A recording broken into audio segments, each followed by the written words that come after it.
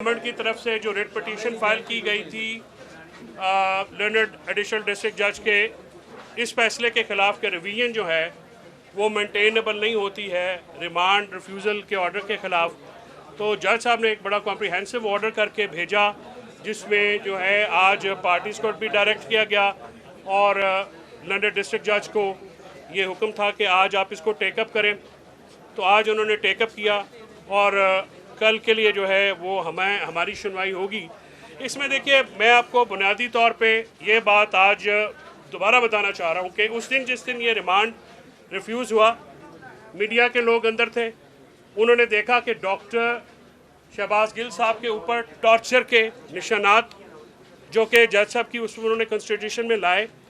इनका जो केस है टोटल, ये डॉक्टर शहबाज गिल साहब को टॉर्चर करना चाहते हैं। मोबाइल फ़ोन्स की बात करें, मोबाइल फ़ोन तो हमारी एप्लीकेशन है कि ये चोरी करके ले गए, ये बात नहीं है। एक सोचा समझा मंसूबा है। और ये जैसे आपको पता है पाकिस्तान की तारीख बड़ी भयानक तारीख है सियासत में। भुट्टो साहब के साथ जो हुआ कि वादा माफ हुआ, बनाए गए तोड़े गए, तारीख ने बाद में ये देखा कि वो गलत फैसला था। ये शहबाज गिल साहब को उन्होंने उस दिन भी कुछ मीडिया ग्रुप्स ने तो गवर्नमेंट के माँ पे ये हेडलाइंस लगा दी कि जी उन्होंने एतराफ़ जुर्म कर लिया। वो आए और उन्होंने कहा कि मैंने ऐसी कोई बात नहीं की, अब हम सब ने सुना। ना ही वो ऐसी स्टेटमेंट अभी तक उन्होंने की है, लेकिन उनको फिज़िकल टॉर्चर, मेंटल टॉर्चर देने का मकसद ये है कि वो पीटीआई की जो लीडरशिप है, जिसको मौजूदा हुकूमत सियासी मैदान में शिकस्त देने में मुकम्मल तौर पे नाकाम हो चुकी है, वो जो लीडरशिप है, इंटरनेट इसको हम कहते हैं कि जी कॉन्स्पिरेसी हुई तो मोबाइल चाहिए, अशूरा का दिन, 9वीं 10वीं वाला दिन, ना सिग्नल, मोबाइल कहाँ से इस्तेमाल हुए। उस दिन जो जुडिशल मजिस्ट्रेट साहब ने उनका ऑर्डर किया है उनको जेल भेजने का, उसमें उन्होंने कहा कि आपने 3 दिन उनको रखा है और 3 दिन जो उनको मारा जेल में नंगा करके। अगर कोई ये समझता है कि हमारे पास सबूत नहीं है तो वो अपनी गलतफहमी दुरुस्त कर ले। हमारे पास सबूत भी हैं और वो सबूत हम सामने भी लाएंगे। जिस तरह से ब्रुटैलिटी की गई उनके साथ, जिस तरह से एक प्रोफेसर को, देखिए जो भी एक्यूजेशंस हैं, नो मैटर वो जितनी भी सीरियस हैं, मैं उस पर भी अभी आपको बताता हूँ कि वो जो पूरी FIR है, वो पूरा ट्रांसक्रिप्ट मैंने पढ़ा है, उसमें से कुछ लाइनें उठा के FIR दर्ज की गई। आप पूरा ट्रांसक्रिप्ट पढ़ें तो शायद बयान की नौयत ही बदल जाती।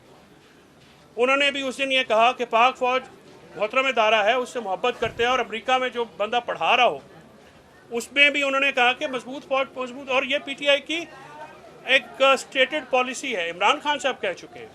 लेकिन ये जो वफाकी हुकूमत है, ये इस कदर बौखला चुकी है कि इसका अब एक ही रह गया है काम कि किसी तरीके से टेक्निकली नॉकआउट करके, कभी PTI की प्रोहिबिटेड फंडिंग को फॉरेन फंडिंग कहते हैं, और कभी अपने जो इलेक्शन कमीशन का जो ऑर्डर आया है, कोई आप देखें इंडिपेंडेंट ऑर्डर है, बिल्कुल ऑर्डर नहीं है, और फिर इस किस्म के काम करके रेफरेंसेस फाइल किए जा रहे हैं जो कि लीगली उसकी कोई वैल्यू नहीं, पेटेंटली इलीगल है। इसी तरह आपने देखा कि 12 महीने की बच्ची जो है रात को 1:30 पौने बजे, उनके पौने 2 बजे घर में जाके, ना वारंट ना कुछ, उनके घर में रुक के, और उसका मैं देख रहा था सोशल मीडिया पे, वो खातून ने कहा, इन्होंने कहा कि तुम अपनी बच्ची से कभी मिल नहीं सकोगे। मैं शुक्रिया अदा करता हूँ इस्लामाबाद की मीडिया का, जिन्होंने ये रिपोर्टर्स ने ये मामला उठाया और एक 12 महीने की 10-12 महीने की जो दूध पीती बच्ची अपनी माँ से मिल सकी। इस कदर जुल्म 9वीं और मुहर्रम के महीने में किया गया। ये सारा जो ड्रामा है, फिज़िकल कस्टडी उनकी लेने का मकसद ही सिर्फ एक है कि उनको तोड़ा जाए और उनके ख़िलाफ़, और उनको पार्टी के ख़िलाफ़ इस्तेमाल किया। इंशाल्लाह हम पहले भी कामयाब हुए, हम कल भी कामयाब होंगे, और हम हर सतह पे जाएंगे। डॉक्टर शहबाज गिल के जो लीगल राइट्स हैं, जो कॉन्स्टिट्यूशनल राइट्स हैं, उनको प्रोटेक्ट कराने के लिए हमने आज, मुझे उनकी फैमिली की तरफ से ये इत्तला आई है कि उन्होंने human rights commission of Pakistan को भी ये लिखा है, अपना कंसर्न उनके साथ शेयर किया है। ये ह्यूमन राइट्स के जो मामलात हैं, ब्रूटल टॉर्चर नंगा करके मारना और उनको उसको डरा के रखना मेंटली। देखिए वो कोई हार्डन क्रिमिनल है, ही इज़ अ प्रोफेसर। आप उनसे क्या कहलवाना चाह रहे हैं? जो मैंने आपको अर्ज़ किया इसके अलावा कुछ और नहीं करवाना चाहते। बहरहाल हम को आइन और कानून के अंदर रहते हुए जो हकूक़ उनको हासिल है, जो फंडामेंटल राइट्स कॉन्स्टिट्यूशन में हैं, जो ह्यूमन राइट्स हैं, हम उनकी प्रोटेक्शन के लिए पूरी कोशिश करेंगे। जी सर। फैसल चौधरी साहब, पंजाब में परवेज़ इलाही और पीटीआई की हुकूमत है, आपके वजीर जेल खाना जात जो है अडयाला जेल उनके अंडर आती है, तो जेल के अंदर जो तशद्दुद हुआ है, तो क्या आपके वजीर जेल खाना जात जो हैं इस बारे में प्रेस कॉन्फ्रेंस करेंगे और ये बताएंगे कि उनके मातहत जेल के अंदर ये वाक़या क्यों हुआ है, या फिर वो इस्तीफ़ा देंगे? मतिउल्लाह जान साहब, हस्बे मामूल अच्छा सवाल पूछ के आपने गैर ज़रूरी कमेंट किया है।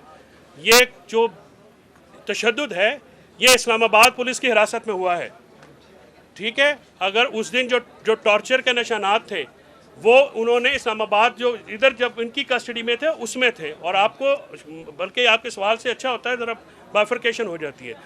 अडयाला जेल में जो है मेंटली तो ज़ाहिर है वो एक आदमी जो आज़ाद आदमी है, प्रोफेसर आदमी है, अगर जेल में तो उसको रखना जो है कोई भी आदमी जो हो वो मेंटली टॉर्चर होता है। आप मुझे बताइए कि जब आप भी उस दिन इधर थे, अपना यहाँ पे बाकी भी हमारे सारे दोस्त थे, जो टॉर्चर के निशानात उन्होंने अपनी मीडिया से corroborate कर लें कि उन्होंने कहा जी उनको मारा गया। आप इन्वेस्टिगेशन का मतलब फिजिकल रिमांड का ये नहीं होता कि बंदे को मारें। यहाँ पे मुसीबत ये है कि हमारी पुलिस उसने एक वतीरा बनाया और आज तक अदालतों ने किसी को सज़ा नहीं दी इस मामले पे। फिजिकल टॉर्चर करना अंडर कस्टडी जो एक्यूज होते हैं, ये ह्यूमन राइट्स की भी वायलेशन है, ये आइनी मामलात की भी वायलेशन है। लिहाजा आपकी मैं सवाल के जवाब में आपको उम्मीद है मैंने दुरुस्त कर दिया होगा सर। अडयाला जेल जो है किसी और ने भी बारी लान दो। आपका जो वजीर जेल खाना जात है, जी सर। क्या वो अडयाला जेल के किसी भी कैदी का किसी वक्त भी तिब्बी मुआयना नहीं करा सकता? जेलर आपको ज़रा लॉ का शायद पता नहीं है, प्रिजन रूल होते हैं। प्रिजन रूल में ये जेल सुपरिटेंडेंट का काम है और वो मुआयना हुआ है। ओके जी मुआयना जब वो लेते हैं एक्यूज तो प्रिजन रूल के अंदर मुआयना होता है, उस मुआयने में क्या